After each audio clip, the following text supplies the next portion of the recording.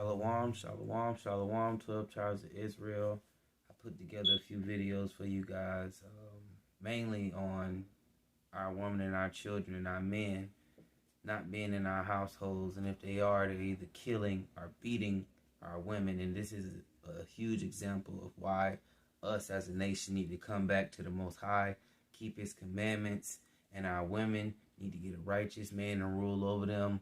That's not going to do these evil things you all about to see. So hope y'all enjoy the video. I hope it put a righteous fear on you for our people and to make us want to strive hard and keep these commandments so we can get up out of here.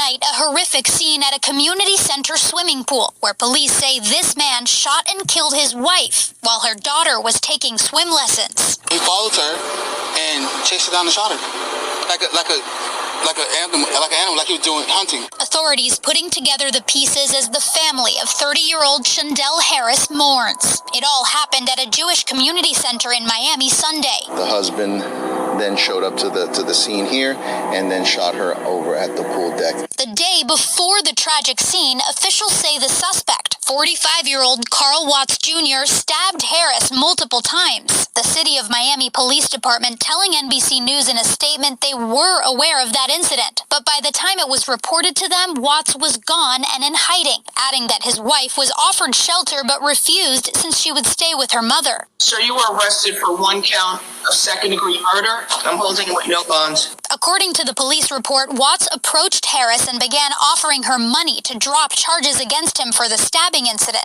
When she refused and asked him to leave, he shot her multiple times and, quote, continued to shoot her until he ran out of live cartridges. The family of the victim in shock. She's a great mother. You know, she didn't deserve this. We reached out to Watts' attorney and they had no comment at this time. Now, details of Watts' criminal history and other pending cases coming to light. NBC News learning he's a person of interest in the disappearance of his former girlfriend in Fort Lauderdale. June 25th will make 8 years that Trakita's been missing. In 2014, Trakita Scott was last seen here, leaving work to meet Watts. NBC6 reporting Scott's family publicly suspected Watts was involved. Where is she? What did you do to her? Why couldn't you be a man and move on with your life? Scott was never found, and police say her case is still open. Domestic violence is one of those crimes where sometimes we don't have the full story as quickly as we wish we did. Domestic violence is a major killer in the U.S. One study from the CDC showing that when the perpetrator was known, 50% of all women murdered were killed by their current or former intimate partner. Domestic violence kills. There's resources out there. You don't have to live that kind of life. All right, Issa joins us now live in the studio. So, Issa, you have these two cases, and you were just telling me detectives from both these cases are going to start talking?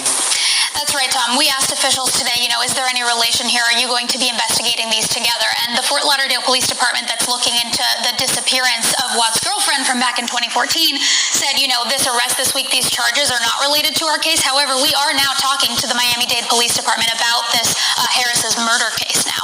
I also want to point out that the Fort Lauderdale Police Department had the disappearance case listed as a cold case as of today. So now conversations are happening, like I said, with this other police department. We're going to be keeping a close eye and seeing if there are any developments almost